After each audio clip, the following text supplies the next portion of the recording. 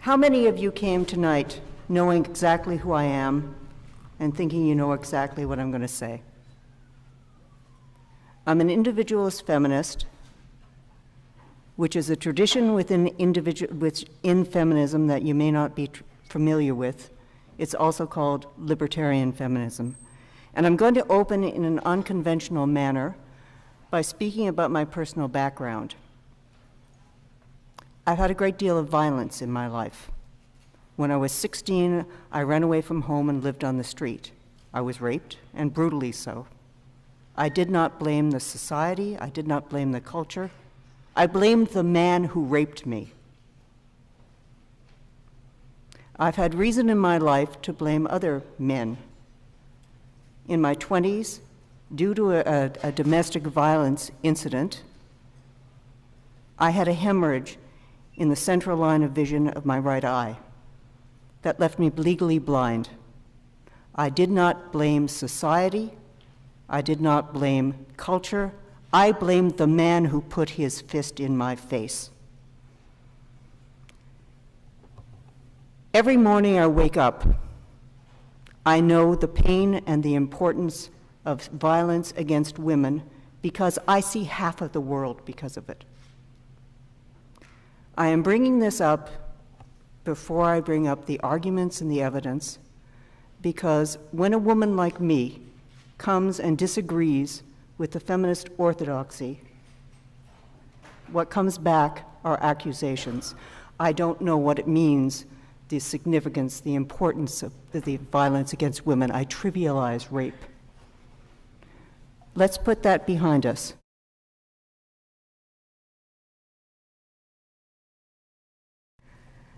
A conflict within feminism about the rape culture came into focus on February 28th of this year when the Rape, Abuse, and Incest National Network, known as RAIN, the largest anti-sexual violence organization in America and the most influential and hardly a voice of conservatism, RAIN sent a 16-page letter to a new White House task force that had the mission of reforming and standardizing campus reform hearings across America. RAIN stated, and I quote, "There has been an unfortunate trend toward blaming rape culture for the extensive problem of sexual violence on campus. While it is helpful to point out the systemic barriers to addressing the problem, it is important not to lose sight of a simple fact. Rape is caused not by cultural factors, but by the conscious decisions of a small fraction of a community to commit a violent crime.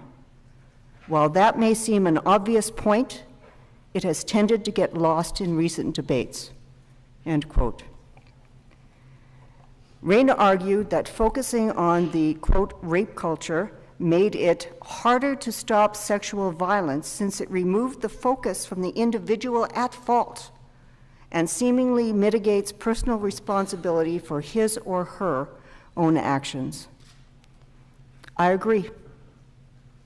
The treatment of rape needs to move away from what has become the status quo assumption of feminist orthodoxy, away from rape as an expression of culture, and toward holding a small number of individuals absolutely responsible for their actions. Men or women as a category do not rape, individuals do. And yet, this idea runs counter to the whole idea and the whole discussion of rape culture. You speak of a rape culture, you're saying that rape is so widely accepted that it is a cultural norm. In short, it is a defining aspect of society. And certainly there are cultures in which that definition fits. There are parts of Afghanistan, for example, where women are married against their will, they are murdered for men's honor, they are raped, and when they are raped, they are arrested for it, and they're shunned by their family afterward. Now that's a rape culture. But that is not North America. It doesn't resemble North America. Here, rape is a crime that is severely punished. Even an accusation of sexual harassment can ruin someone's career and their lives. A few days ago, I saw a sight that made me just wither inside. A man who had a scientist behind the Rosetta comet landing, Matt Taylor, wept in apology on TV because after the biggest achievement of his life, he basically was hounded because he wore a shirt that a female friend of his had made that showed cartoon superheroines on it. And he was made to weep in apology on TV rather than revel in an incredible accomplishment. Who had the power there? Did he have the power there? Feminists came and said that he basically should be excoriated, and he wept on TV. It was a terrible sight. It was a cruel sight. The messages sent to men today are not that it's okay to rape. It's the opposite. And according to both RAIN and the Department of Justice, the rate of rape and sexual assault has decreased by more than half since 1993, so why aren't we celebrating? North America is not a rape culture, and it is an insult to women who live in one that women here with so much freedom and so much opportunity are trying to share the same status with them. I often hear statistics meant to prove to me that things are far, far worse for women here than I'm making out. But there's a problem with the statistics used to support a rape culture. Many researchers have tried to find out where they come from, what they're based on, and it is an incredibly hard task. For example, a recently circulated claim is that 8% of college men have either attempted or successfully raped. And I'll be dwelling on this stat for a reason. Some associates and I have tried to track it down, and when it's typical of what happens over and over again when people try to track down these stats and find out where are they based, what are they rooted in. A key reason why I find no evidence for systemic rape culture, only evidence of rapes committed by individuals, is because the data doesn't exist. We trace the figure back to a book entitled Body Wars by the clinical psychologist Margot Main. To quote from the book, quote, 8% of college men have either attempted or successfully raped. 30% say they would rape if they could get away with it.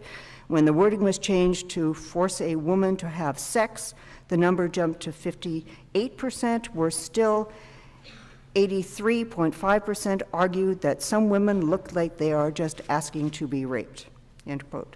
I stumbled when I first read the 83.5% figure because it seemed improbable to me that a scientifically based study, first of all, would ask that question, and second of all, that would be the result. And again, I'm a woman who's known an unusual amount of violence. I'm hardly naive on this subject. When the National Post, which is a major Canadian paper, decided to follow up on the questions we were raising about the stats in Main's book, a reporter contacted her. She was largely unable to give her sources. There was one study she reported, and to quote the book again, in one study, over half of high school boys and nearly half of the girls stated that rape was acceptable if the male was sexually aroused, end quote. No one, including Maine, was able to come up with that study. No one has found it yet. When pressed, Maine emailed the National Post, basically saying she didn't know where it came from, she didn't know why it hadn't been cited, and she was too busy to bother. Well, I'm too busy to bother giving it credibility. And by the way, I brought the article if anyone's interested in the forensics of the attempt to get the stats. Returning to the 8% figure, Maine said it came from another work published in 1988. This was a reference to the extremely influential study conducted by Mary Koss, which was popularized in 1988 through the book I Never Called It Rape, The Miss Study on Recognizing, Fighting, and Surviving Date and Rape Acquaintance by Robin Warshaw. There are so many problems with the Koss study. For one thing, Koss herself admits that only 27% of the women that she had counted as rape victims considered themselves to have been raped. 49% said the sexual encounter in question had been the result of miscommunication, not rape. Koss ignored the voices of these women and redefined their experiences to fit her own studies. And that's a problem. If you don't find that to be a problem, then I find it to be a problem. You call yourself a feminist. Again, I've dwelled on tracking down the 8% stat because it's a key reason feminists like me reject the rape culture. It's because you look at the stats, you look at the data. It's extremely biased, it's badly flawed, or it is not there. And perhaps the factual weakness is a reason why the rhetoric surrounding a rape culture is so hyperbolic. I even find the term rape culture to be hyperbolic. It seems to prevent the productive dialogue that includes healthy questioning. And that's a shame, because as a rape survivor, and like I said, I've gone through hell with a lot of violence in my life. As a survivor, I want to know the truth about sexual assault in our society. I don't want politics, I don't want ideology, I want the truth. And I want it for a simple reason.